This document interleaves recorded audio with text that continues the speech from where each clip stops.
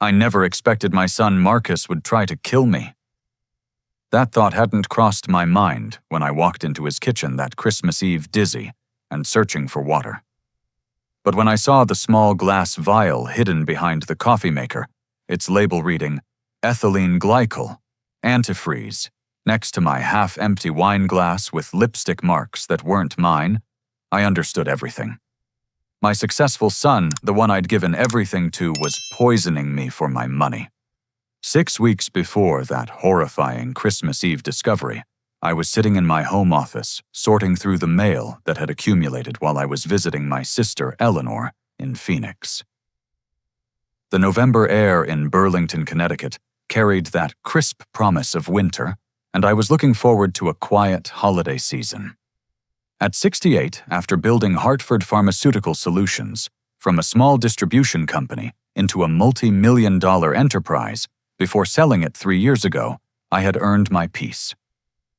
The phone rang, displaying Marcus's number. My son, my pride and joy, the boy who'd graduated summa cum laude from Yale Law School. Dad, perfect timing. Marcus's voice boomed through the speaker, carrying that confident courtroom tone he'd perfected over his 15-year career. Serena and I were just talking about Christmas plans. Oh, I figured you'd be heading to her parents' place in Greenwich like usual. The Blackwoods had claimed my son for every major holiday since he'd married Serena 12 years ago. I'd grown accustomed to spending Christmas with Eleanor or my poker buddies. That's just it, Dad. We want to host this year, here in Glastonbury. Serena's already planning the menu and Bethany's excited to have her grandfather for Christmas morning. Something in his voice sounded different. Not quite desperate, but eager in a way that made me pause. Marcus had always been independent to a fault, rarely asking for anything since he'd passed the bar exam. That's wonderful, son. What brought this on? Can't a son want to spend the holidays with his father? Besides, we have some exciting family news to share, better delivered in person. After we hung up, I felt a warmth in my chest that had been absent for too long. Margaret would have been thrilled. My late wife had always dreamed of big family Christmases, the kind with matching pajamas and too many cookies. She'd been gone 4 years now, taken by pancreatic cancer that moved faster than any treatment could follow. 2 days later, Serena called. In 12 years of marriage to my son, she'd probably initiated contact with me a dozen times, usually to coordinate birthday presents, or ask which nursing home I'd prefer when the time came. She had that Connecticut blue blood chill that made every conversation feel like a business transaction. Kendall, I'm so glad Marcus reached you about Christmas. She said, her voice unusually warm. I wanted to personally make sure you'll be comfortable. Do you still take that blood pressure medication? The one that makes you dizzy sometimes? Lisinopril, yes. Though I haven't had any dizzy spells in years. Why do you ask? Oh, just planning the menu. You know how careful I am about dietary restrictions, and your diabetes is that under control. I frowned at the wall calendar. Serena, I don't have diabetes, never have. Really, I could have sworn Marcus mentioned. Well, never mind. My mistake. You're in good health then. Fit as a fiddle. My doctor says I have the heart of a 50-year-old. How wonderful. Her tone suggested it was anything but. By the way, Kendall, I've been meaning to ask about Margaret's jewelry. I know how difficult it must be having those reminders around. If you ever want to pass them down to Bethany, I'd be happy to keep them safe for her. My hand instinctively moved to my chest where Margaret's wedding ring hung on a chain beneath my shirt. That's kind of you, but they're secure where they are. After the call ended, I sat in my kitchen staring at the family photo from Marcus's law school graduation. Margaret stood between us, her emerald necklace catching the light, the same necklace her grandmother had smuggled out of Ireland during the famine. Something felt off about these sudden calls, this unexpected interest in my health and possessions. I decided to drive by Marcus's office in Hartford that afternoon. Just to surprise him, maybe take him to lunch at that steakhouse he loved on Trumbull Street. But when I arrived at the gleaming downtown high-rise, Where Thornton Chen and associates occupied the top 3 floors, the security guard informed me that Attorney Matthews was in court. Been in court a lot lately. The guard, whom I'd known for years, added quietly, "Everything okay with him, Mr. Matthews?" "Why do you ask Jerome?" The older man glanced around nervously. "Nothing specific, sir. Just tension upstairs. You didn't hear it from me. I took the elevator anyway, figuring I could wait in Marcus's office." The receptionist, a young woman named Carly, nearly dropped her coffee when she saw me. "Mr. Matthews, I didn't... Marcus isn't... Would you like me to call him?" "No need. I'll just wait in his office for a bit." "I'm not sure that's..." She started, then seemed to reconsider. "Of course. Can I get you anything coffee water?" Marcus's corner office showcased success, floor-to-ceiling windows overlooking the Connecticut River diplomas arranged perfectly on mahogany walls, photos of him shaking hands with senators and judges. But something was wrong. The usually immaculate desk was buried under papers. File boxes lined one wall. And there, partially hidden under a legal pad, I glimpsed a stack of correspondence with "Final Notice" stamped in red. I didn't touch anything, didn't pry, but I didn't need to. The wastebasket beside his desk told its own story. Crumpled bank statements, a torn letter from the State Bar Association, and what looked like a partnership dissolution agreement. My phone buzzed. A text from Marcus. "Dad heard you stopped by the office. Sorry I missed you. Rain check on lunch." Things are crazy with this big case. I left without responding, my mind churning. On the drive home, I noticed something that chilled me more than the November wind. For the past month, I'd been getting duplicate bank statements, investment summaries arriving twice. I'd called about it, been told it was a system error. But what if someone had added themselves to my mailing list? What if they were monitoring my finances? That evening, I sat in my study and did something I'd never imagined necessary. I made a list of my assets, the house paid off, worth $2.3 million, the investment portfolio, $8.7 million, the life insurance policies, $4 million total various accounts and properties.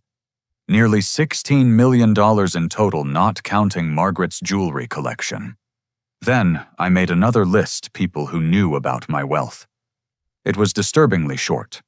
My attorney, my accountant, Eleanor, and Marcus. I'd raised my son to be financially responsible, but not entitled. He'd seen our comfortable life, but never knew the exact figures until he was an adult. Even then, I'd been vague, letting him assume the pharmaceutical company sale had been modest. The next morning, I called my attorney, Douglas Hartwell. We'd been friends since college, and he'd handled everything from incorporating my business to Margaret's estate. "Kendall, good to hear from you. How's retirement treating you?" "Doug, I need to ask you something in confidence. Has anyone been inquiring about my estate planning recently?" A pause. "That's an odd question. Why do you ask?" "Please, Doug. Has Marcus called you?" The pause stretched longer. "Kendall, you know I can't discuss..."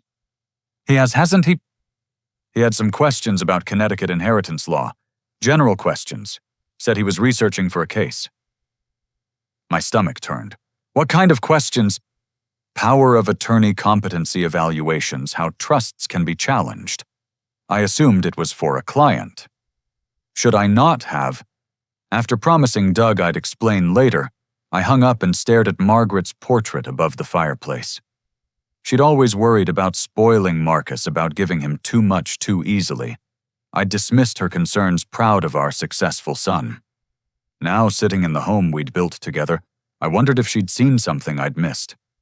That afternoon, I discovered the missing piece. While gathering tax documents, I realized my spare house key was gone from its hiding spot in the fake rock by the garden shed. The security system showed multiple entries over the past month, all using the code I'd given Marcus years ago for emergencies. He'd been in my house while I was in Phoenix, while I was at my weekly poker games, while I was anywhere but home.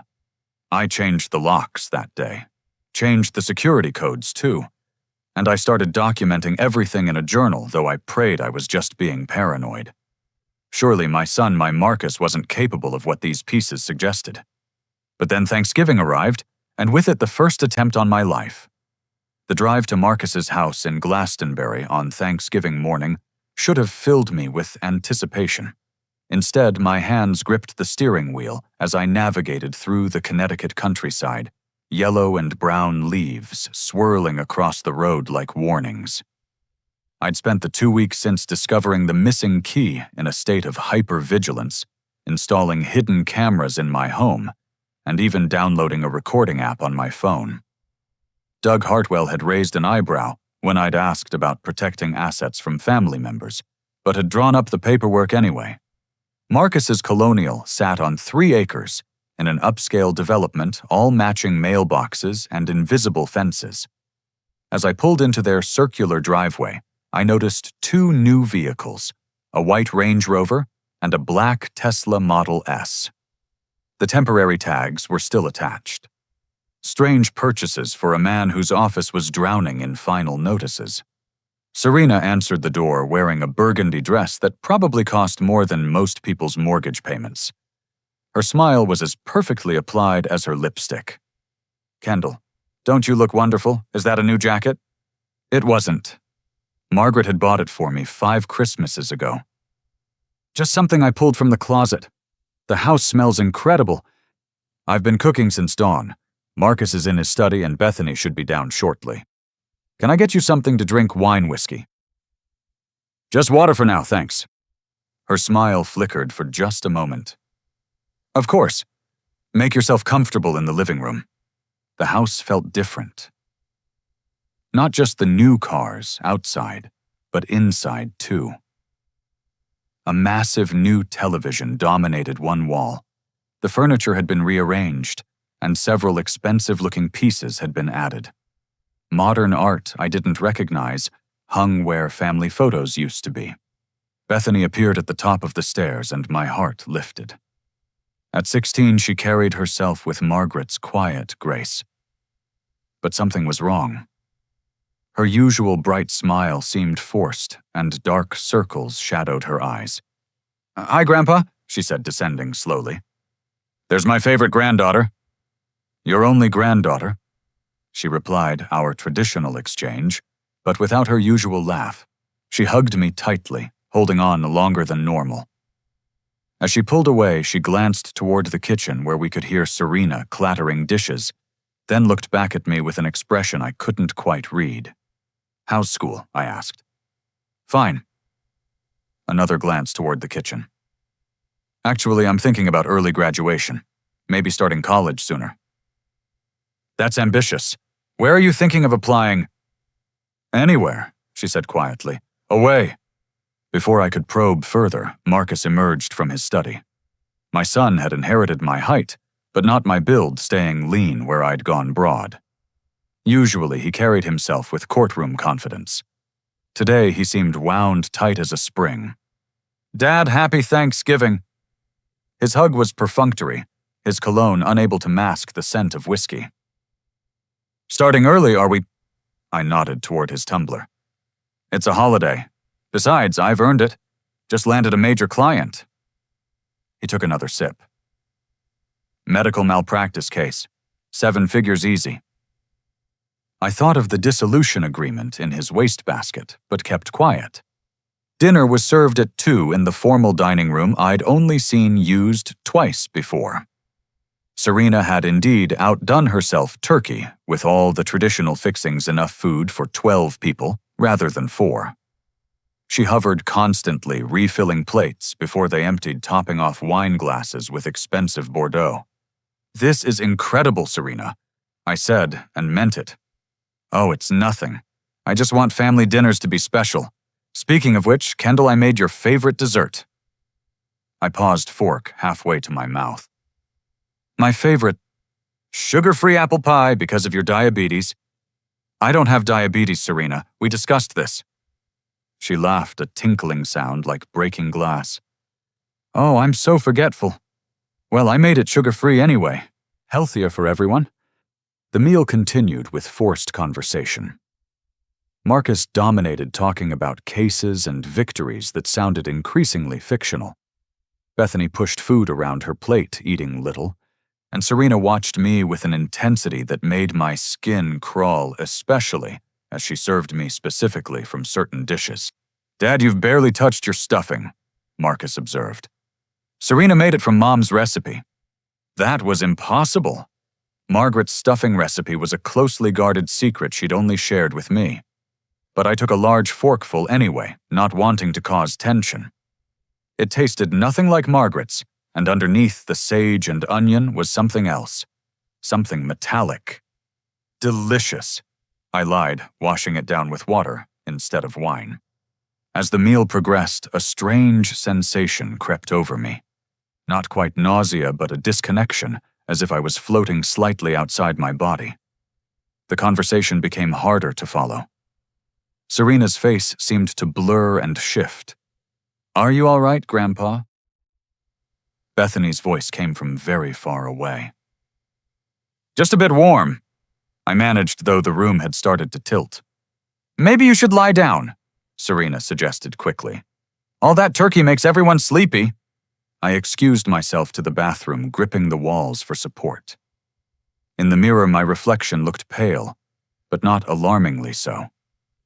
I splashed cold water on my face, trying to clear the fog from my mind. As I dried my hands, Bethany slipped inside and locked the door behind her. "Grandpa," she whispered urgently, "are you okay?" "Just feeling a bit off, too much food." She bit her lip, a gesture so like her grandmother it made my chest ache. Then she pulled out her phone, typed quickly, and showed me the screen. "Mom's doing it again? You look sick." "Doing what again?" I whispered back. She typed more, testing. She did it to Dad's partner last month at dinner. Brett. He got sick too. My blood ran cold, but I kept my face neutral. I typed on her phone, "How do you know?" I heard them arguing. Dad didn't know she was going to do it. She deleted the messages and looked at me with frightened eyes. "Please be careful." We couldn't stay in the bathroom longer without raising suspicion. I hugged her quickly and whispered, "Don't worry, I'll be fine." Back in the dining room, dessert was being served. 3 regular pies and 1 specifically placed in front of me. "I really couldn't eat another bite," I said. "Nonsense." Serena's tone had turned steel sharp. "I made it especially for you." "I insist you try it, Dad," Marcus added, and there was something in his eyes I'd never seen before. Not quite desperation, but close. I took a small bite. The filling was overly sweet, despite being sugar-free, with that same metallic undertone. I managed 2 more bites before pushing the plate away. "Wonderful, but I really am full. In fact, I should probably head home. Early poker game tomorrow." On Black Friday for a Marcus challenged. Special tournament at the club. I stood carefully pleased to find my legs steady. Whatever was in the food hadn't been enough to do serious damage. Yet. At the door, Serena pressed a covered dish into my hands. "Leftovers. That stuffing you loved so much." In my car, I sat for a moment, letting the adrenaline shakes take over. Then I drove straight to Dr. Warren Fitzgerald's home. Warren and I had been friends since our residency days before I'd left medicine for business. More importantly, he ran a private practice and had access to a lab. Kendall. Warren answered the door in sweatpants and a Patriots jersey. "What's wrong?" "I need a favor. No questions asked and completely off the books." He studied my face for a long moment. "Come in." I handed him the leftovers and a urine sample I'd had the presence of mind to collect at Marcus's house. "Test these for anything unusual, specifically poisons." Jesus Christ, Kendall. "Please, Warren, I hope I'm wrong." 3 days later, he called me to his office after hours. His face told me everything before he spoke. "Ethylene glycol, antifreeze. Not enough to kill you, but enough to cause symptoms. It was in the stuffing and the pie." He set the lab results on his desk. "Your urine shows traces, too. Someone tried to poison you, Kendall." I stared at the papers, seeing the chemical formulas, but thinking of my son's desperate eyes, Serena's sharp smile, Bethany's frightened warning. What should I do? Call the police. Not yet. I need more proof, and I need to protect my granddaughter. Warren sighed deeply. Then at least protect yourself. Document everything. Install security cameras. Change your will. And Kendall, don't eat or drink anything at their house again. That night, I sat in Margaret's sewing room, now my makeshift command center. I'd moved my important documents here, installed new locks, and set up a hidden safe. On the desk lay Warren's test results, my journal of strange events, and a business card I'd kept for years, but never thought I'd use. Roy Coleman, private investigator, former FBI. I picked up the phone and dialed. It was time to stop being prey and start being the hunter. My son and his wife had made a crucial mistake. They'd assumed that because I was old, because I was trusting, because I loved them, that I would be an easy mark. They forgot that I hadn't built a pharmaceutical empire by being anybody's fool. And they had no idea that in trying to poison me, they'd awakened something far more dangerous than an old man's suspicions. They'd awakened a father's rage. Roy Coleman didn't look like a former FBI agent when he walked into the Cracker Barrel in Cromwell the Monday after Thanksgiving. In worn jeans and a Patriots hoodie, he could have been any Connecticut grandfather grabbing breakfast. But his eyes gave him away, scanning the room with practiced efficiency before settling on me in the corner booth. Kendall Matthews. He slid in across from me, his voice low, despite the breakfast chatter around us. Thank you for meeting me, Mr. Coleman. Roy, please. And when a friend of Warren Fitzgerald calls about attempted murder, I clear my schedule. He signaled the waitress for coffee. Warren says you have evidence. I pushed a folder across the table. While he reviewed the lab results and my documentation, I studied him. Late 50s military bearing despite the casual clothes wedding ring worn smooth with age. Warren had said Roy was the best at what he did, specializing in financial crimes within families. Antifreeze, Roy said finally. Classic choice. Sweet taste masks it in food and small doses mimic other conditions. Diabetes, ironically enough. He looked up sharply. Your daughter-in-law seems fixated on you having that disease. She's mentioned it multiple times. I've never had diabetes. Medical gaslighting. If you'd actually gotten sick, she could claim you were confused about your own conditions. Makes it easier to question competency later. He closed the folder. Tell me about your son's financial situation. I detailed everything I'd observed, the final notices, the new cars, the partnership issues. Roy took notes in shorthand, occasionally asking clarifying questions. What about life insurance? He asked. I have policies, of course, 4 million total. Marcus is the beneficiary on half, my sister Eleanor on the other half. Recent changes? Not in years. Roy's expression suggested he doubted that. I'll need a list of your insurance companies. And Kendall, start recording everything. Every conversation, every interaction. Connecticut is a 2-party consent state for recordings, but if you're in your own home or fear for your safety, exceptions apply. We agreed on his retainer and investigation parameters. As we prepared to leave, Roy handed me a business card. My personal cell. Call anytime, day or night. And Kendall, trust your instincts. If something feels wrong, it probably is. 2 days later, my neighbor Janet Colchester knocked on my door, her poodle Maxwell dancing at her feet. Kendall, the strangest thing happened yesterday. A young man was trying to get into your backyard.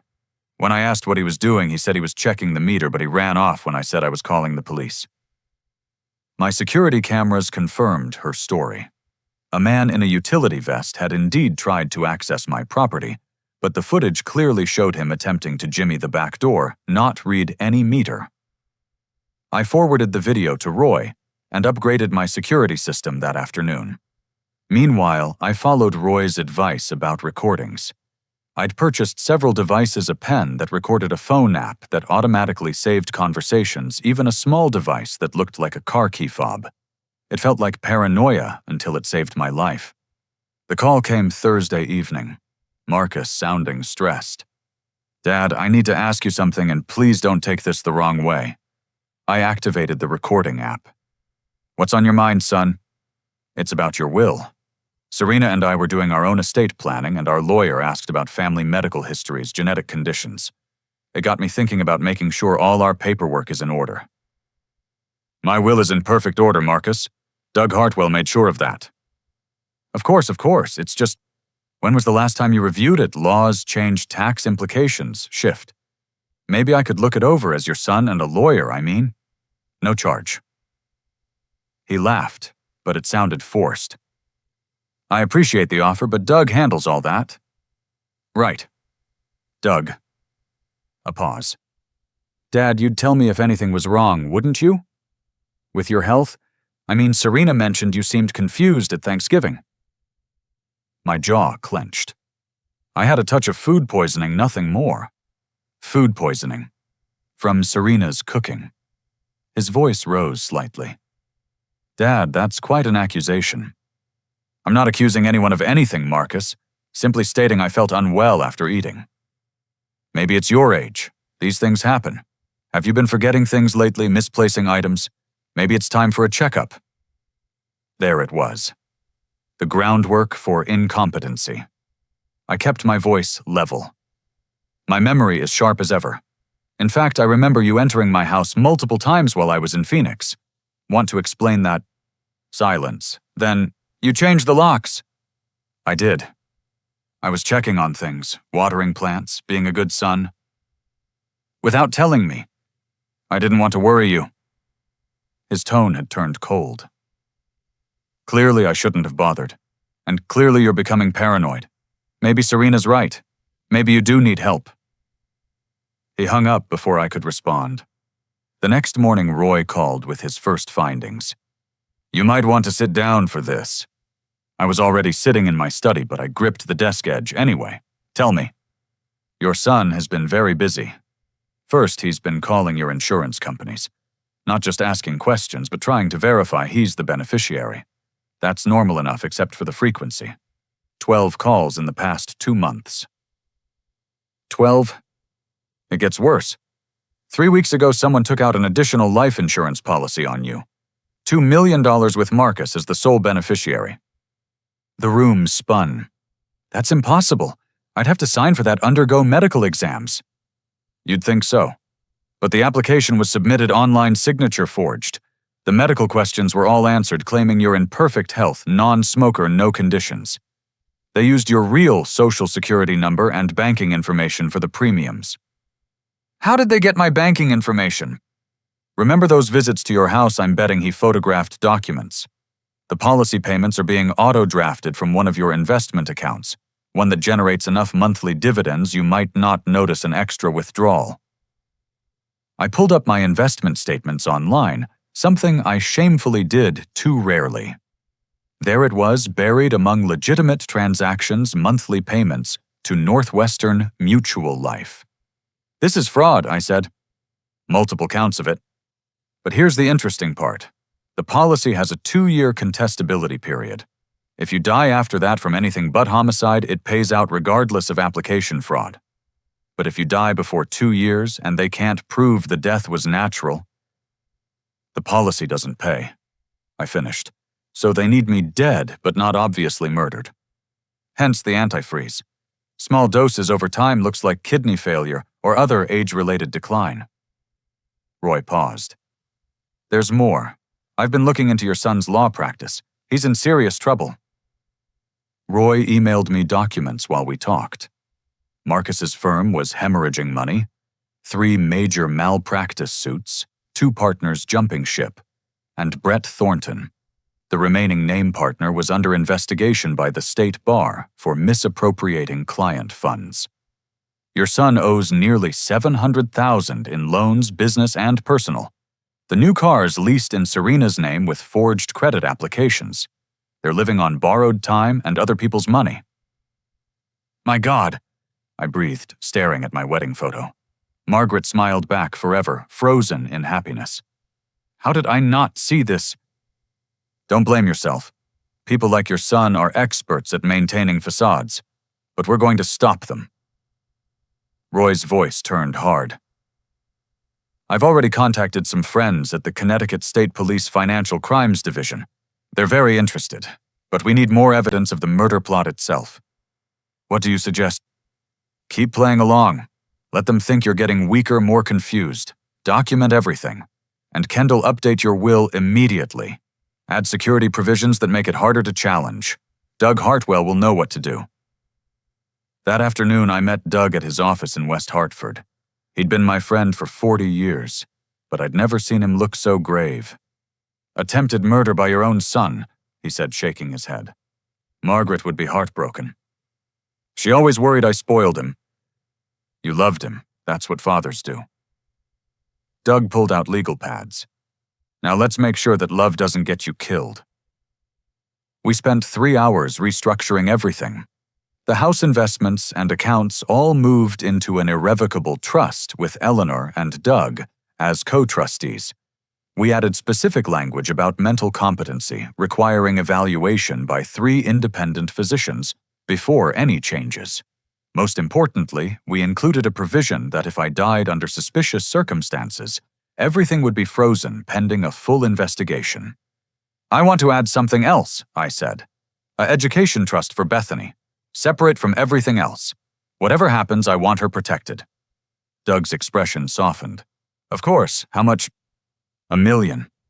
Enough for college, graduate school, and a start in life. She's the only innocent in this mess." As I signed document after document, I thought about Bethany's frightened face in the bathroom, her desperate desire to escape. She knew what her parents were planning, living with that knowledge that fear was its own form of abuse.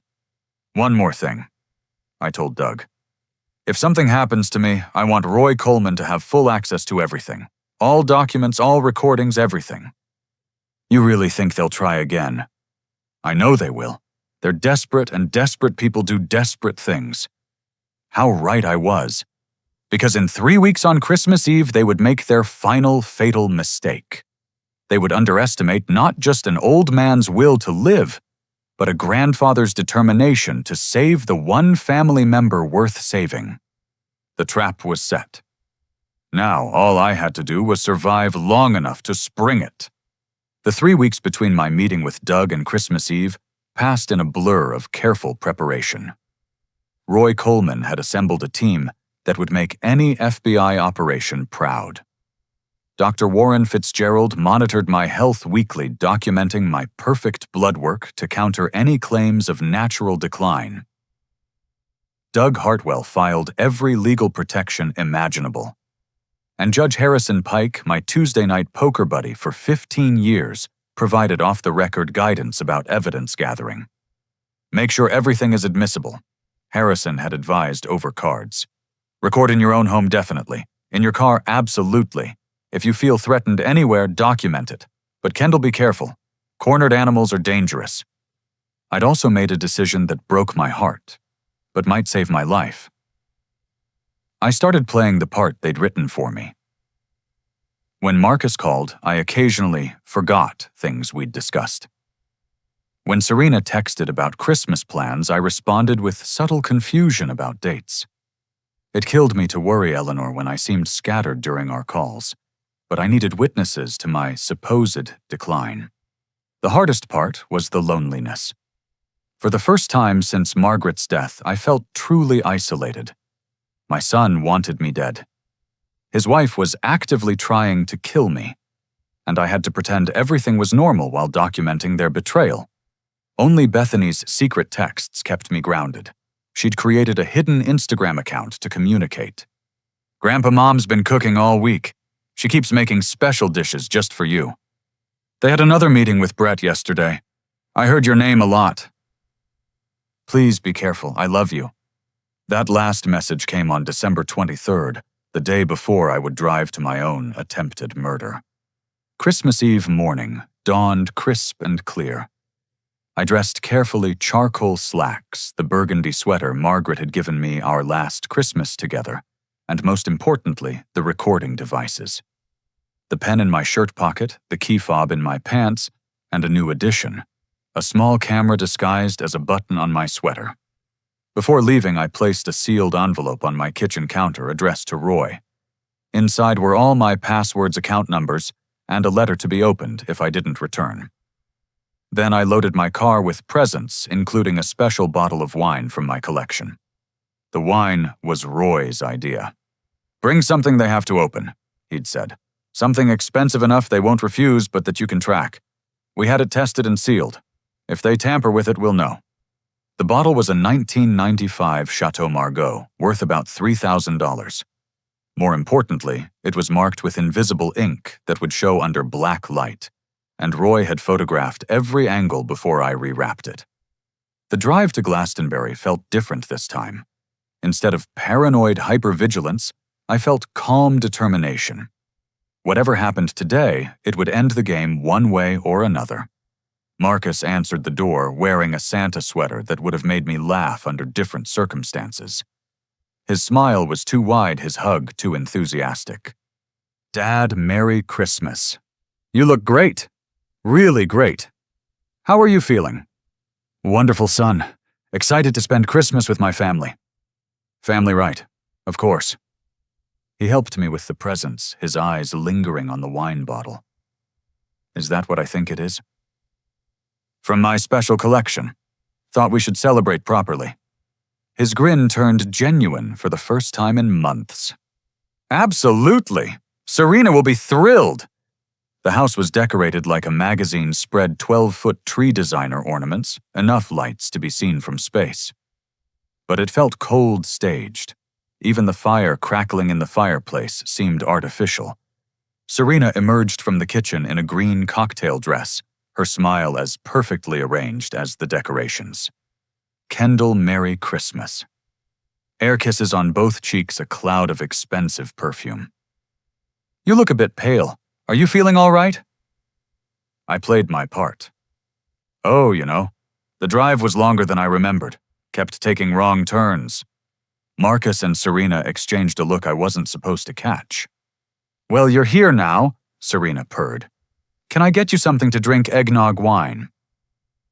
"Just water for now. Medication makes me careful about alcohol." A lie, but one that fit their narrative. "Of course, make yourself comfortable. Dinner won't be ready for another hour." Bethany appeared dressed in a red velvet dress that made her look younger than 16. She hugged me tightly, slipping something into my pocket. A note, I realized. "Merry Christmas, Grandpa." "Merry Christmas, sweetheart. You look beautiful." "Like Grandma's Christmas photos," she said pointedly. I squeezed her hand. Margaret had always insisted on family photos by the tree. Today might be our last chance. "Speaking of photos," I said, pulling out my phone, "let's get some pictures before dinner." We spent 20 minutes posing, and I made sure to capture everything, the room, the decorations, and most importantly, my son and daughter-in-law looking healthy and happy. Timestamps and location data would prove useful later. As we settled in the living room, I noticed Brett Thornton was already there, sprawled in an armchair with a tumbler of whiskey. Marcus's law partner looked like he'd already had several drinks, his expensive suit slightly rumpled. "Kendall, the man of the hour." His words slurred slightly. "Marcus tells me you're quite the businessman." "Retired businessman," I corrected. Right. Must be nice, all that free time, all that money." He laughed, an ugly sound. "Some of us still have to work for a living." "Brett," Marcus warned. "What I'm just saying, your old man's got it made. While we're drowning in—" He caught himself, took another drink. "Never mind." An uncomfortable silence fell. Serena broke it by insisting everyone open one present before dinner. She handed out gifts with calculated precision, saving mine for last. "This is just a little something," she said, handing me a small wrapped box. Inside was a medical alert bracelet, the kind with a panic button that calls emergency services. "In case you fall or feel confused," Serena explained. "It has GPS too, so we can always find you." So they could always track me, she meant. I made a show of putting it on. "How thoughtful." "My turn," I said, retrieving the wine. "For our hosts." Serena's eyes lit up with genuine greed. "Kendall, this is too much." "On a 1995. Brett read from the label. "Jesus, that's worth more than my car." "We'll save it for a special occasion," Marcus said, but Serena was already heading for the corkscrew. "Don't be silly. Christmas Eve with family is a special occasion." She expertly opened the bottle, her movements practiced. "Brett, be a dear and get the good crystal." I watched carefully as she poured 5 glasses, making sure mine came from the same bottle. Whatever they planned, it wasn't in the wine. Yet. "A toast," Marcus proposed, raising his glass. "To family." "To family," we echoed. The wine was exquisite, wasted on the circumstances. I sipped slowly, noting that Serena barely touched hers despite her enthusiasm. "Interesting." "Dinner in 20 minutes, she announced. "Kendall, would you mind helping me in the kitchen? I need someone tall to reach something." My pulse quickened. The kitchen, where it would happen. Of course. I followed her, every recording device active. The kitchen was a chaos of pots and pans, the windows fogged with steam. She gestured vaguely toward a high shelf. "The serving platter, if you don't mind." As I reached up, I heard her moving behind me. In the reflection of the microwave door, I saw her pull something from behind the coffee maker. A small vial. My blood turned to ice. "Actually, Serena, I'm feeling a bit dizzy." I gripped the counter, not entirely acting. "Could I have some water?" "Of course." Too eager. "Sit down, I'll get it." I sat at the kitchen island, watching her fill a glass from the tap. When she turned to the refrigerator for ice, I saw my wine glass on the counter. The one from the living room, lipstick marks on the rim. Serena's lipstick. She'd switched our glasses. "Here you go." She handed me the water, watching intently as I drank. "Thank you. Actually, Serena, I think I need some air. And maybe my medication. It's in the car." Her face fell. "Your medication?" "Heart pills. I forgot to take them earlier." I stood carefully. "I'll just be a minute." I walked steadily to the front door, ignoring Marcus calling after me. In my car, I immediately called 911, gave them the address, and said I suspected poisoning. Then I called Roy. "It's happening," I said. "Kitchen counter behind the coffee maker, small vial. My wine glass is there too with her lipstick." "Get out of there, Kendall." "No, if I leave now, they'll have time to clean up. The police are coming. I need to go back inside and keep them from destroying evidence." "And damn it, Kendall." I hung up and walked back to the house. My hands shook as I opened the door, but not from fear. From rage. They'd actually done it. On Christmas Eve, in front of their daughter, they'd tried to kill me. Time to end this charade, time to fight back. I walked into that house knowing I might not walk out. But I also knew that every second I kept them focused on me was another second for the police to arrive, for Roy to coordinate with his contacts, for justice to finally come calling. The kitchen was about to become a crime scene, and my son was about to learn that underestimating his father was the worst mistake of his life. I stood in the doorway between the kitchen and living room, gripping the frame as if dizzy. Everyone turned to look at me. Marcus with concern that didn't reach his eyes. Brett with drunken confusion, Bethany with barely concealed terror, and Serena with the calculating gaze of a predator whose prey wasn't following the script. "Dad," Marcus rose from his chair. "You look terrible." I let my words slur slightly. "Something's wrong. The wine maybe—" "The wine," Brett laughed. "That's $3,000 worth of grape juice. Nothing wrong with that wine."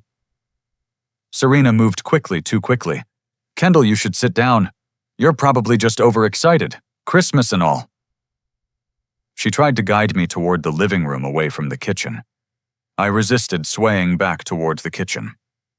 "Need water. Throat's burning." "I'll get it," she said sharply. "No." I pushed past her, stumbling convincingly. "I can—" As I reached the counter, I made sure to knock over several items, including her wine glass. It shattered on the tile floor, burgundy spreading like blood. "Careful!" Serena shrieked. But she wasn't worried about the mess. Her eyes were fixed on the counter behind the coffee maker. So clumsy, I mumbled, reaching for paper towels. This brought me closer to the coffee maker. Just like at Thanksgiving, remember, Serena, when you made that special stuffing? She went rigid. What are you talking about? The stuffing that tasted like antifreeze. I straightened slightly, letting some clarity return to my voice. Dr. Fitzgerald found it quite interesting. The kitchen went silent except for the hum of the refrigerator. In the distance, barely audible sirens wailed. "Dad," Marcus said slowly, entering the kitchen. "What are you saying?" I turned to face my son, letting him see the truth in my eyes. "I'm saying your wife has been poisoning me, and you know it." "That's insane." Serena's voice pitched high. "Marcus, your father's having some kind of episode. We should call a doctor." "Yes," I agreed. "Let's call a doctor. Let's call several doctors. Let's test everything in this kitchen." I pointed at the coffee maker. "Starting with whatever's hidden back there." Serena lunged for the counter, but I was ready. I grabbed her wrist, surprising us both with my strength. For a moment, we stood frozen, and I saw real fear flash in her eyes. "Don't touch anything," I said quietly. "That's evidence." "You're crazy." She wrenched free, backing away. "Marcus, do something." My son stood paralyzed, his face cycling through emotions, confusion, fear, and finally horrible understanding. "Serena," he said quietly, "what did you do?" "What did I do?" She whirled on him. "What did we do?" "This was your idea. Your debts, your failed practice, your father's millions just sitting there while we drown." The sirens were louder now, maybe 2 blocks away. "Shut up," Marcus hissed. "No, I'm done being quiet." Serena's careful composure shattered completely. 2 years we've been planning this. 2 years of listening to him talk about charity donations and trust funds, while you can't even make payroll. "Serena, stop talking. The insurance policies were your idea." She grabbed a dish towel, moving toward the counter. "The antifreeze was cleaner than your stupid ideas about accidents." "Don't touch that vial," I warned. She froze, then laughed bitterly. "What vial? I don't see any vial." "The one you just admitted to having. The one with ethylene glycol. The one you put in my wine after switching our glasses."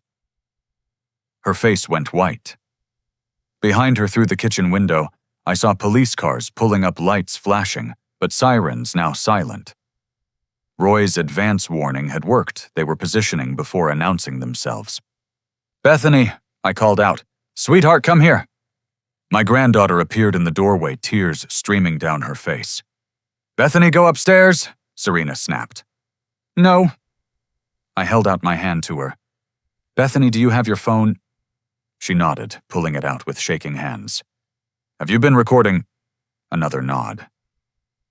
Since you went to the car, I heard them arguing. Dad said you'd called someone.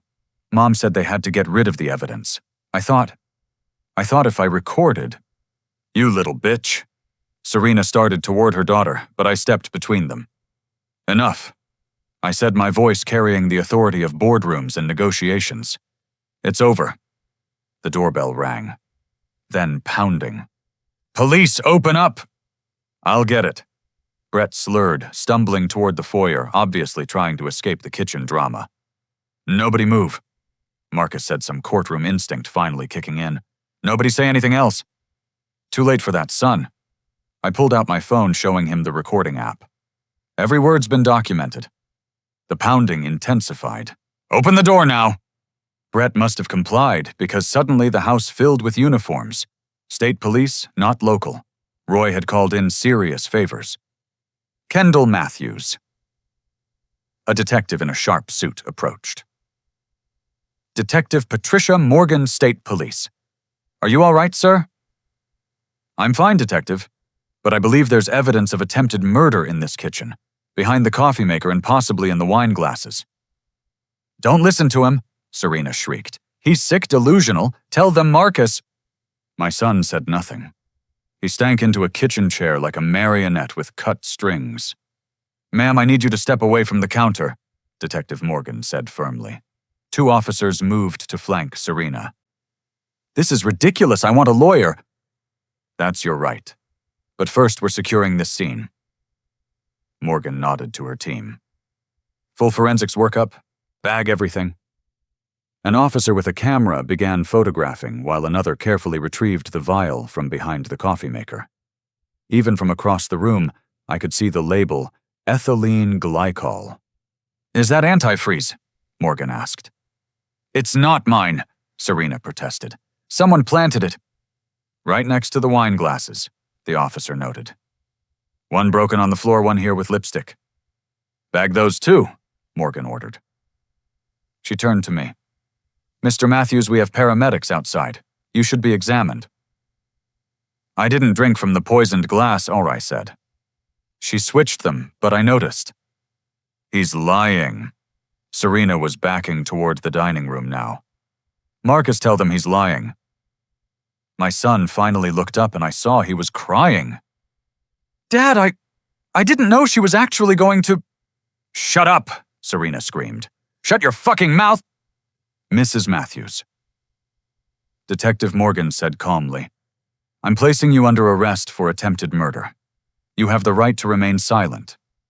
As they cuffed her, Serena's carefully constructed mask finally fell completely. She spat at Marcus, then at me, screaming obscenities that made the officers grip her arms tighter. "You were supposed to die tonight," she shrieked as they dragged her towards the door. "The insurance, the house, everything, you ruined everything." "Keep talking," Morgan said dryly. "Makes our job easier." They led her out in cuffs as the neighbors gathered on snow-dusted lawns, their Christmas Eve shattered by sirens and shouts. Brett tried to follow, but was stopped for questioning. He was sweating despite the cold, probably calculating how much he knew and how much trouble he was in. Marcus sat at the kitchen table, head in his hands. "Dad, I swear I didn't know about the poison. The insurance, yes. The questions about your will, yes, but not murder." "You knew enough," I said quietly. "You knew she was planning something at Thanksgiving. Bethany heard you arguing about it." He looked up sharply, seeing his daughter for the first time since the police arrived. She stood pressed against the wall, still recording everything on her phone. "Baby," he said brokenly, "I'm so sorry. You were going to let her kill Grandpa." Bethany said, her young voice steady despite her tears. "For money." I never believed she'd actually—" "Mr. Marcus Matthews." Detective Morgan had returned. "We need you to come with us for questioning." "Am I under arrest?" "Not at this time, but we have questions about insurance fraud conspiracy and your knowledge of the attempted murder. I suggest you come voluntarily." Marcus stood slowly aging 10 years in 10 seconds. He looked at me, opened his mouth, closed it, then simply nodded. As an officer escorted him out, he paused beside Bethany. "Take care of her," he told me. "Please." I put my arm around my granddaughter as her father walked out in custody. She turned into my chest and sobbed, all her teenage bravery finally crumbling. "It's over," I whispered. "You're safe now." Detective Morgan approached us. "Mr. Matthews, you've both been through a lot. Is there someone who can stay with you tonight?" "I'll take her home with me," I said. "If that's all right with you, sweetheart." Bethany nodded against my chest. "We'll need formal statements from both of you tomorrow," Morgan said. "And Mr. Matthews, you did excellent work documenting everything. Your investigator, Mr. Coleman, has been very helpful in coordinating this." As crime scene techs swarmed the kitchen and neighbors gawked from the street, I led Bethany to my car. We drove away from the house of horrors that had been her home, leaving behind the twinkling lights and shattered dreams of a Christmas Eve that would make headlines across Connecticut. But we weren't driving away from family. We were driving toward a new definition of it, one built on truth, trust, and the unbreakable bond between a grandfather who refused to be a victim and a granddaughter brave enough to save his life. The dashboard clock read 8:45. In 15 minutes, it would be Christmas Day. And for the first time in months, I was certain I'd live to see it. The Connecticut State Police Major Crimes Division took over the Glastonbury house that night, transforming it from a Christmas crime scene into Command Central for what Detective Morgan called one of the most documented attempted murders in state history. By the time Bethany and I reached my home in Burlington, Roy Coleman was already there, laptop open on my kitchen table, coordinating with law enforcement across 3 jurisdictions. "They're both in custody," he confirmed, as I settled Bethany with hot chocolate and blankets in the living room. "Serena's being held without bail, and Marcus is cooperating fully." Cooperating. I poured myself 3 fingers of whiskey, my hands finally steady enough to manage it. "Singing like a canary. Claims he knew about the insurance fraud but not the poisoning." Roy's expression suggested his opinion of that defense. More importantly, Brett Thornton tried to run. Airport security grabbed him at Bradley trying to board a flight to Costa Rica. "Costa Rica doesn't have extradition." "Exactly." Suggests consciousness of guilt. "And Kendall." Roy grinned. "Remember that wine bottle I marked forensics found Serena's fingerprints all over it along with traces of ethylene glycol on the cork? She poisoned it after opening thinking you'd drink from her glass." Through the kitchen doorway, I could see Bethany curled on the couch, finally sleeping. She'd been through more trauma in 16 years than most people face in a lifetime. "What happens now?" I asked. "Now we build an airtight case. The FBI's involved because of the insurance fraud across state lines. The IRS is interested in your son's creative accounting, and the state bar." Roy shook his head. "Let's just say Marcus won't be practicing law again." Over the next 3 days, the scope of my son's betrayal fully unraveled. Detective Morgan called with hourly updates, each more damning than the last. They'd found journals in Serena's closet documenting her research into undetectable poisons. Marcus's computer contained searches for inheritance law Connecticut, challenging mental competency, and most chillingly, how long does antifreeze poisoning take? But it was Brett Thornton who provided the most shocking revelations. Faced with decades in prison, he flipped completely, revealing a conspiracy that went back 2 years. "Your son came to me in 2023. Brett told investigators in a recorded interview Roy played for me. Said his father was worth millions but wouldn't help with the practice's debts. Asked hypothetical questions about powers of attorney estate planning. I thought he was just venting until Serena started coming to meetings." "What changed?" Detective Morgan's voice asked. "Serena. She had it all planned out. Small doses of antifreeze to mimic kidney failure. Get him declared incompetent. Take control of assets, then increase the doses." Brett's voice cracked. "She showed us spreadsheets for Christ's sake. Murder plotted in Excel. And you went along with it?" "They promised to pay off my debts. The firm was drowning. I'd already borrowed from client accounts. I was desperate." A pause. "But I swear I didn't know they'd actually try to kill him. I thought it was all talk." The FBI Financial Crimes Unit, meanwhile, uncovered a labyrinth of fraud. Marcus had forged my signature on loan applications, using my assets as collateral. He'd opened credit cards in my name, maxing them out to fund his lifestyle. The new cars, the house renovations, even Bethany's private school tuition, all paid for with stolen money. Total fraud approaches $1.2 million. Agent Sarah Winters explained during a meeting at my house. "Your son was brilliant at hiding it. If you hadn't caught the murder attempt, it might have taken years to uncover." Eleanor flew in from Phoenix on December 27th, taking one look at the evidence boxes stacked in my dining room before pulling me into a fierce hug. "You stupid brave fool," she whispered. "Why didn't you call me sooner?" I needed proof, and I didn't want to believe it. She stayed to help with Bethany, who was struggling with the reality of both parents facing prison. We found her a therapist who specialized in family trauma, and slowly she began to process the horror of discovering her parents were capable of murder. "I knew something was wrong for months," she told Dr. Jennifer Hartley during a session I was invited to attend. They whispered constantly. Mom started cooking these elaborate meals, but only when Grandpa visited. And Dad, he started drinking more, yelling more. That must have been frightening, Dr. Hartley said gently. The worst part was knowing and not being able to tell anyone. Who would believe me then at Thanksgiving when I saw Grandpa getting sick? She started crying. I thought I was going to watch him die. But you didn't let that happen, I said, taking her hand.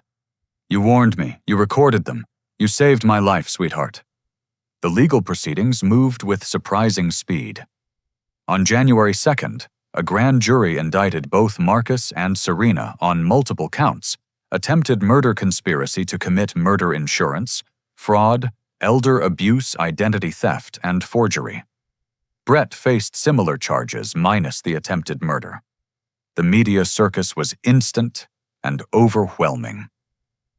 Prominent lawyer attempts patricide, screamed the Hartford Courant. News vans camped outside my house until Roy hired private security to keep them at bay. Marcus's law firm dissolved overnight as clients fled, and remaining partners distanced themselves. Through it all, I focused on two things: justice and Bethany. The trust I'd established for her education was ironclad, untouchable by her parents' legal bills or creditors. I petitioned for temporary guardianship, which was granted without opposition since both parents were incarcerated. On January 15th, I attended Serena's bail hearing. She entered in orange jumpsuit and shackles her perfectly styled hair now showing dark roots. When she saw me in the gallery, her face contorted with rage. "This is your fault," she screamed before her lawyer could stop her. "You selfish old bastard, that money should have been ours." Judge Patricia Hawthorne, known for her poker face, actually raised an eyebrow. "Mrs. Matthews, you're not helping your case." The prosecutor, ADA Michael Chen, presented evidence that Serena was a flight risk: the hidden bank accounts, the fake passport, in another name, the connections to Brett's Costa Rica escape plan. Your Honor, the defendant has means, motive, and opportunity to flee. She's facing life in prison for attempting to murder her father-in-law for financial gain. She's already shown complete disregard for law and human life. Bail was denied. As they led her out, Serena turned once more, and I saw something break in her eyes. The confident predator was gone, replaced by the dawning realization that her life was over. Marcus's hearing was different. He entered looking gaunt, haunted. When he saw me, tears started rolling down his face. His lawyer, a public defender since no private attorney would touch the case, argued for bail based on cooperation. My client has admitted his role in the financial crimes and is helping authorities uncover the full extent of the conspiracy. He maintains he never intended physical harm to his father. Ada Chen wasn't buying it. Your Honor, Mr. Matthews Googled antifreeze poisoning. He knew his wife's plan and did nothing to stop it. That makes him equally culpable. Judge Hawthorne set bail at $2 million, knowing Marcus couldn't pay it. As they let him out, my son mouthed, "I'm sorry," to me. I looked away. The investigation continued expanding. Roy's team found evidence that Serena had practiced her poisoning technique on 2 neighborhood cats that had mysteriously died. She'd kept notes on dosages and effects. The police reopened the death of her elderly aunt from 2019, though ultimately couldn't prove murder. By February, plea deals were on the table. Brett, facing 20 years, agreed to testify against both Marcus and Serena in exchange for a reduced sentence. His testimony would be crucial, establishing the timeline and premeditation. Without Thornton, we'd have a harder time proving Marcus's knowledge, Ada Chen explained during a meeting. With him, your son's looking at 15 to 25 years minimum. Serena, meanwhile, refused any deal that included admitting attempted murder. Her new lawyer, hired by her desperate parents who still believed in her innocence, planned an insanity defense. "Good luck with that," Detective Morgan told me privately. "Those spreadsheets and journals show clear, calculated planning. She's evil, not insane." Through winter into spring, I rebuilt my life. The house felt empty, despite Eleanor's extended visit and Bethany's presence. I'd lost a son, but gained a deeper relationship with my granddaughter. We established routines: breakfast together before school homework at the kitchen table, weekly dinners with Eleanor. "Do you hate them?" Bethany asked one evening, as we looked through photo albums trying to find pictures without her parents for her room. "I hate what they did," I said carefully. "I hate that greed corrupted them so completely, but hate is a poison, sweetheart. It would only hurt us, not them." She considered this wise beyond her years. "I don't hate them either, but I can't forgive them. Not yet. Maybe not ever, and that's okay too." By May, trial dates were set. Marcus would go first in September, Serena in November. The prosecution wanted me to testify at both, though they had enough evidence to convict without me. "It's your choice," Ada Chen said, "but juries like to hear from victims. It makes it real, not just evidence and testimony." I agreed, though. The thought of facing them in court made my stomach churn. This wasn't how I'd imagined my retirement, testifying against my only child for trying to murder me. But as I watched Bethany graduate from junior year with honors, as I helped her research colleges for her early applications, as I saw her slowly reclaim her life from her parents' shadow, I knew I'd testify. Not for revenge, but for justice. For Bethany. For the principle that actions have consequences. The trap had been sprung. The predators were caged. Now all that remained was ensuring they stayed there while Bethany and I built something new from the ashes of our family. Summer arrived with a heat wave and a sense of impending closure. Soon I would sit in a courtroom and detail my son's betrayal to 12 strangers. But first I had a granddaughter to help heal and a life to rebuild. The sting was complete. The rest was just paperwork and prison sentences. The Hartford Superior Court's largest courtroom was packed on September 10th, when Marcus's trial began. I sat in the front row with Eleanor on one side and Roy Coleman on the other, while Bethany had chosen to stay home with Dr. Hartley's blessing. "She needs to process this in her own time," the therapist had advised. Watching her father's trial could re-traumatize her. Marcus entered in a gray suit that hung loose on his diminished frame. 8 months in custody had aged him dramatically. When our eyes met across the courtroom, I saw resignation mixed with a desperate plea for understanding I couldn't give him. ADA, Michael Chen, laid out the state's case methodically. Financial records, insurance documents, text messages between Marcus and Serena discussing my terminal diagnosis that didn't exist. Brett Thornton testified for 2 days, detailing every meeting, every plan, every step toward patricide. Mr. Matthews was initially hesitant about physical harm. Brett admitted under questioning. But when Mrs. Matthews presented her anti-freeze plan, he said, and I quote, "As long as it looks natural." The defense attorney tried to paint Marcus as a desperate man manipulated by a domineering wife. But the evidence was overwhelming. When they called character witnesses, I was shocked to see how few people would speak for my son. His professional reputation was destroyed, his friendships revealed as shallow networking. On day 5, I took the stand. Ada Chen walked me through discovering the fraud, the Thanksgiving poisoning, the Christmas Eve attempted murder. I kept my voice steady, factual. This wasn't about emotion anymore. It was about truth. Mr. Matthews. The defense attorney began cross-examination. "Isn't it true you were a distant father, more focused on business than family?" "I worked hard to provide for my family, yes." "And after your wife's death, you became even more withdrawn." "I grieved my wife, that's normal." "So withdrawn that you didn't notice your son's financial struggles, his desperate attempts to save his practice." I met Marcus's eyes. My son never asked for help, never told me he was struggling. Instead, he chose to steal from me and then try to kill me. "Objection," the defense attorney snapped. "The attempted murder charge is alleged." "Sustained," Judge Robertson said mildly. "The jury will disregard." But the damage was done. 12 jurors had heard a father name his son's betrayal plainly.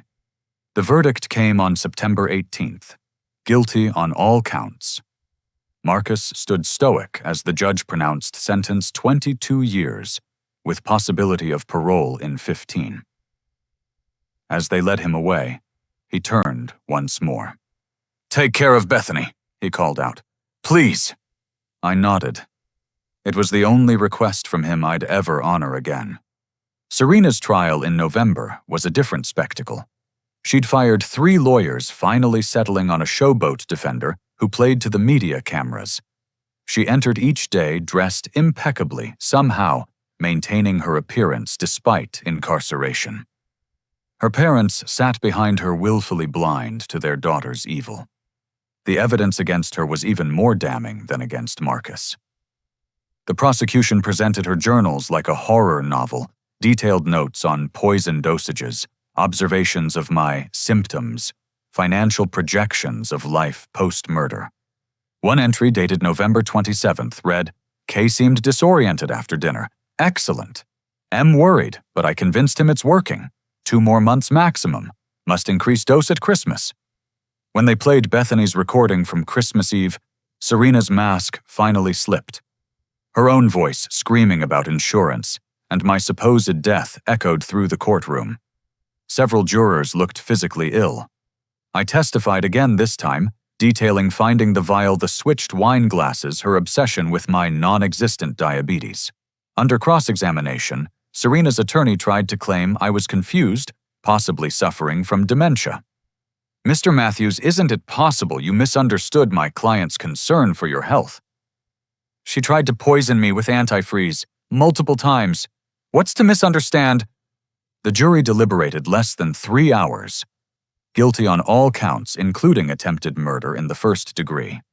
The sentence, life without parole. Serena didn't look at me as they led her away. Her parents sobbed, but I felt nothing.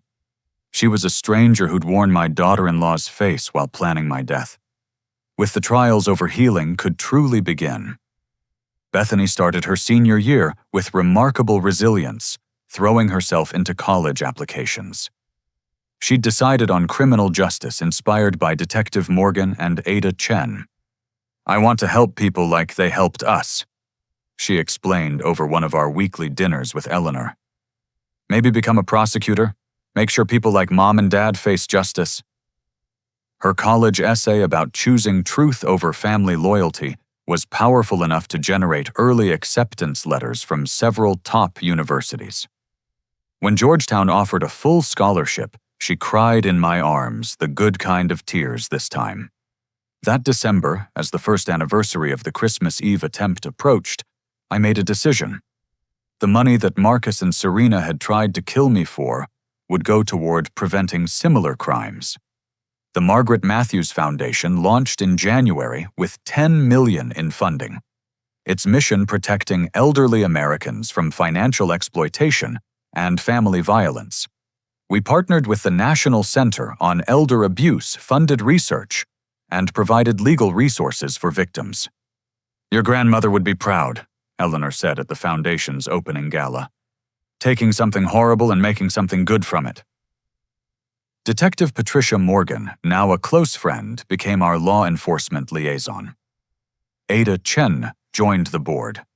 Even Dr. Hartley agreed to develop therapy programs for families affected by elder abuse. Bethany gave a speech that night that brought the room to tears. "My parents tried to kill my grandfather for money," she said simply. "They failed because he was smart, prepared, and had good people helping him. Not everyone is that lucky. This foundation will help those who aren't." By spring, she'd chosen Georgetown and was preparing for a new life in Washington. I'd miss her terribly, but seeing her excitement about the future healed something in me that Marcus's betrayal had broken. "Will you be okay here alone?" she asked one evening as we packed her things. "I won't be alone," I assured her. "Eleanor's moving back from Phoenix, and Roy's teaching me poker since I need new Tuesday night partners." She laughed, then grew serious. "Grandpa, can I ask you something?" "Always." Do you think Dad and Mom were always capable of this? Or did money change them? I'd wondered the same thing countless times. I think desperation reveals who we really are. Your parents were desperate, and it revealed a darkness I never saw before, or maybe never wanted to see. "I'll never be like them," she said fiercely. "I know, sweetheart. You already proved that by choosing to save my life over staying silent." Graduation day dawned bright and clear. Bethany walked across the stage in her cap and gown, while Eleanor and I cheered embarrassingly loud. Afterwards at lunch, she gave me a gift. "I was saving this for Father's Day." She said, "But you've been my real father this year." Inside was a photo from last Christmas, the one I'd insisted on taking before everything went wrong. But Bethany had digitally removed her parents, leaving just the two of us by the tree. Below, she'd written, "Family isn't blood. It's who shows up when you need them. Thank you for showing up." That August, I drove her to Georgetown, the car loaded with dorm supplies and hope. As we unloaded boxes, other families swarmed around us, parents fussing over their children. Several people recognized me from the trial coverage, but I ignored the stares. "You'll do amazing things," I told Bethany as we said goodbye. "Your grandmother's strength, your own courage, and maybe a little of my stubbornness." "And none of their greed," she added firmly. "No, none of that." I drove home alone, but not lonely. The house felt different now, not empty but expectant. Eleanor would arrive next week. The Foundation's first conference was next month. Life improbably wonderfully went on. That evening I sat in my study writing in the journal I'd started that terrible November day when I first suspected my son. But instead of documenting betrayal, I wrote about redemption, about a granddaughter who chose courage, about friends who became family, about finding purpose in pain. My phone buzzed. A text from Bethany. "Made it through first day. Thank you for everything. Love you, Grandpa." I smiled, texting back, "Love you too, sweetheart. Make us proud." She already had. As I closed the journal, Margaret's portrait caught the setting sun seeming to glow. I liked to think she'd approve of how things turned out. Not the betrayal, but the aftermath.